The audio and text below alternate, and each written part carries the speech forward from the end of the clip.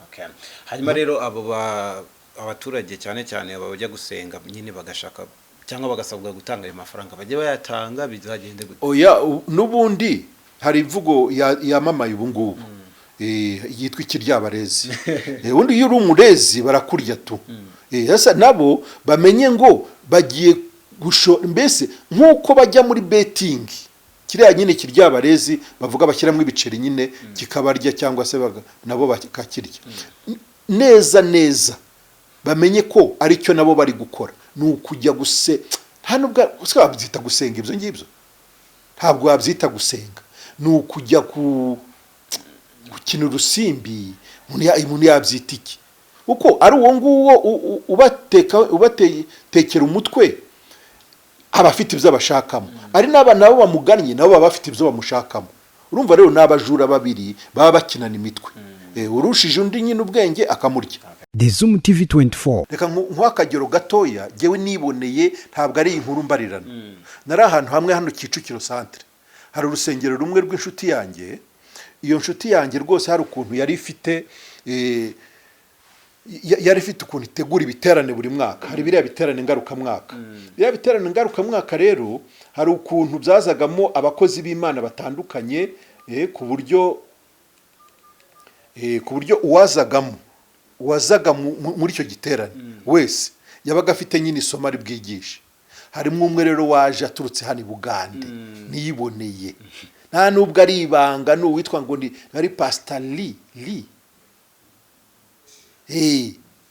kikije yagurya kirekire kinini ngo ufite ubwene gihugu bwa Canada ariko ubu ngubu nyine waje gukorera i Kampala hariya yavuze ibintu kuko hari ibintu umuntu ashobora kuvuga ukazarinda upfa utabyibagiwe yabanje kwitaka kwanza kwivuga ibigwi ahantu atuye inzu atuyemo ukuntu imeze y'amakaro parcelle yonyine amahegitari atuyemo urusengero afite ukuntu rungana abantu bishyurira amabisi manini kuva i Kampala baza aho ngaho kuko ngo ni nko mu birometero 10 urumva none arabanza aritaka amaze kwitaka none avuga abantu yagiye ahura nabo ibitangaza yabakoreye umudamu umwe bari bazengereje diregiteri yamumereye nabi mu kazi umudamu kabisa ari hafi yo kudemisiona ariko ngo yabibye imbuto ubwo nyine ari kumvisha abantu mu giterane ari kumvisha abantu nyine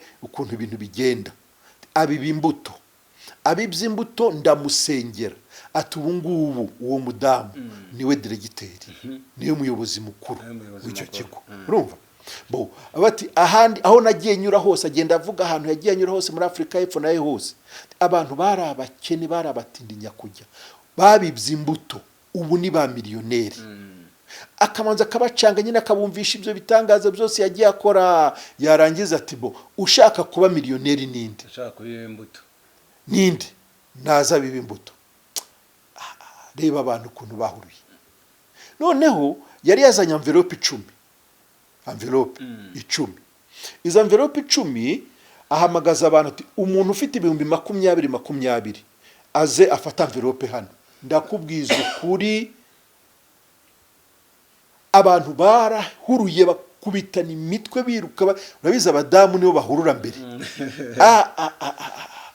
barahuruye noneho basama twatu envelope nyine batumaraho abandi bakubitana n'abandi bagaruka bajya gushaka nyine amafaranga muri masakame yabo aho bayasize abandi nabo baza bakanuye bareba nk'imbwa ireba inyama ibyo ni ibintu nirebeye ntacyo nongeraho ntacyo wenda kugabanya nagabanya ariko kongeraho ntacyo nakongeraho ndakubwiza ukuri umugabo yarabirebye yaravuga ati kumbi abantu bafite amafaranga we yarazi ngo ntabwo habonekamo 20 bafite ibihumbi abantu 10 bafite ibihumbi 20 kandi ko ibura ni ibihumbi 200 ubwo ni ibihumbi 200 yari yabaze deja 200 ko ari bushyire ku mufuko noneho ikintu yakoze niki ubwo babandi babadamu bagiye nyine bajya mu masakame bakuramo amafaranga bashyira muri envelope noneho bagaruka baje kuyatanga abibonye ati kumbi barayafite none nabwira babanda tumva rero ntimugire ikibazo mugende mwishakira envelope mushyiremo amafaranga mushaka yose noneho mwandike kuri envelope ibyifuzo 5 buri wese ejo azayinzanire hano irimo amafaranga, umubare w'amafaranga ashaka, noneho yandikeho n'ibyifuzo bye 5 maze murebe. Abantu baragiye, babandi bayazanye nabo baje arabareba aravuga atoya sinababwiye ko muyazana none mugende muzayazanira rimwe na bagenzi banyejo mwashyizeho n'ibyifuzo sibyo. Basubiye mu myanya yabo ati ntacyo. Noneho indi nimero yaje gutera sasa, ubwo ngubwo yaje gucangara none bigezaho aza kubwira abantu ko Imana imubwiye ko amafaranga abantu bafite yose aho ngaho niba bashaka kubona igitangaza cyihuse ayo bafite yose bayasukaho, muyazane ayo mufite yose muyazane maze murebe uburyo muhura n'igitangaza cyanyu mukiva aha ngaha.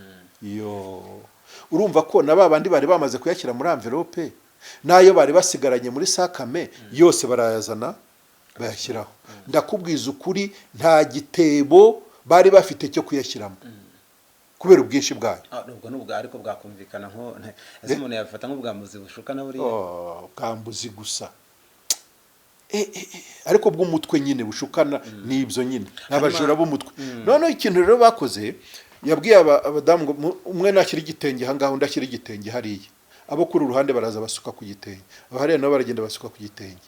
Barangije abwira abadiyakoni ngo bahambire, barahambira mu ibyo bitenge baragenda bashyira mu modoka hanze. Ariko bwari nka ryari mu uhe mwaka? Hari muri za 2006 gutyo 2006 cyangwa 2007. Hanyuma pastor tugana ku musozo, biragaragara ko abantu benshi bakunda ibitangaza, bakunda kumva ibitangaza akabana bitangaho menshi. Sinzi wenda niba ariko binababera uko babyifuje ariko bibabera. Nihe nama cyane cyane mugira abantu umuntu ashobora kumumaraho utwe rwose ategereje igitangaza ariko nikizaza. Ese mubagiriye inama kugira ngo wenda dusoza, nihe nama mugira cyane cyane abo bantu bararikira iby'ibitangaza cyangwa se batega amaso ku bitangaza akaba atakora, akaba yagenda ahubwo agafite 1,000 akaba ya pasiteri, akaba yabiha undi muntu kugira ngo amukorere igitangaza, nyamara wenda yakabaye anafashisha umuntu kurenza uko yajya kuyaha umuntu ku giti cye. Mubagiriye inama yo kugira ngo basenge, ibyo nta wabuza abantu gusenga ariko banasengana ubwenge, niba ariko nabivuga. Ubwo ngiye kubwira abantu b'Imana sibyo, nabundi abashaka ibitangaza, abashaka ubutunzi n'ibiki byose hari henshi bishakirwa sibyo. Ariko umuntu uza kubishakira mu cyitwa inzu y'Imana cyangwa icyitwa mu rusengero, icyitwa mu bakozi b'Imana, rwose abangaba ndababwira yuko nta wundi mugisha twahawe hanze ya Yesu Kristo. Urumva uko imigisha yose y'Imana yayishyize mu gipfunyika, reka mbivuge ntyo kugira ngo abantu bumve neza. Hari box, hari container, ko hari imvuga abantu bakunze gukoresha ngo container yawe ngo yaraje ngo noneho niba ngo satani yarayihagariye haye ibintu ngibyo. Container yuzuyemo imigisha yacu yose nk'abana b'Imana, nk'abantu bavutse ubwa kabiri. Iyo container yitwa Yesu Kristo, kuko muri we ngo niho twaherewe imigisha yose y'Imana yo mu buryo bw'umwuka. Mu Efeso igice cya mbere, somye mu Rwandiko Paulo yandikiye Efeso igice cya mbere mere ku murongo wa 3 niho havugira ati Imana y'umwami wacu Yesu Kristo ariyo na se, kuko yaduhereye ngo Imana y'umwami wacu Yesu Kristo ariyo na se ishimwe, kuko yaduhereye muri Kristo imigisha yose y'umwuka yo mu ijuru, nk'uko yadutoranirije muri we isi itararemwa kugira ngo tube abera tutariho umugayo imbere yayo. Urumva ko muri Yesu Kristo niho Imana yashyize imigisha yacu yose yo mu buryo bw'umwuka yo mu ijuru. Urumva ku Mana iyo tuvuga iby'Imana tuba tuvuga iby'umwuka, ntabwo tuba tuvuga iby'umubiri. Iby'umubiri bifite ababivuga, kandi turamutse dushatse kubivuga nanone twabivuga ariko ntitubyitirire ijambo ry'Imana. Urumva uko hari imigisha y'abana b'Imana, hakaba n'imigisha y'abisi. Abisi iyo bumvise imigisha bumva imodoka, bumva inzu, bumva amafaranga, promosiyo, ibyo bintu byose nicyo bita imigisha. Ukava muri Afurika ukajya i Burayi, ukajya muri Amerika, ubwo ngo uri umunyamugisha. Wagenderaga ku kagare wabonye moto, wagenderaga kuri moto ubonye imodoka, wagenderaga mu modoka usigaye ugenda mu ndege. Ibyo byose ngo ni imigisha. Iyo ntawe ihuriye n'ijambo ry'Imana. Imigisha y'abana b'Imana ni imigisha yo mu buryo bw'umwuka kandi yiteka rwose. Niyo mpamvu aho ngo yo mu ijuru, iyo ni imigisha idashira.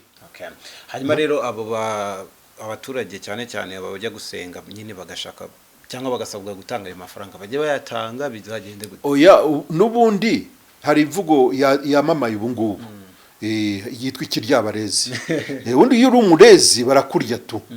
Sasa nabo bamenye ngo bagiye mbese nk'uko bajya muri betting, kiriya nyine kiryabarezi bavuga bashyiramo ibiceri nyine kikabarya cyangwa se nabo bakakirya neza neza, bamenye ko ari cyo nabo bari gukora. Ni ukujya nta nubwo wabyita gusenga ibyo ngibyo, ntabwo wabyita gusenga. Ni ukujya gukina urusimbi. Umuntu yabyita iki? Uko ari uwo nguwo ubatekera umutwe, abafite ibyo bashakamo. Ari n'abana nabo bamugannye nabo baba bafite ibyo bamushakamo. Urumva rero n'abajura babiri baba bakinana imitwe. Urushije undi nyine ubwenge akamurya. Gushimira cyane Pastor, ngira ngo abyirwa benshi akumva beneyo, ariko icyo wenda nkuyemo kuri nge nuko abaturage bakwirinda cyane cyane. Ni ukuri birinde cyane we, birinde. Amafaranga agira aho ashakirwa, ibintu bigira aho bishakirwa. Ni ukuri hari inama nyinshi abantu bashobora kugirwa zo mu mibereho isanzwe kandi zikababyarira umusaruro kabisa. Hari nk'abantu hano hanze akazi kabo ari ugukorera abantu amaproje gusa. Akaba yagukorera proje akagutegurira umushinga wawe ugatangiza utuntu tw'ubusabusa, ariko kubera ko umushinga wizwe neza ukawukoresha neza, ejo nawe ukabuhindutse icyamamare mu butunzi. Rero bareke kuvanga ibintu.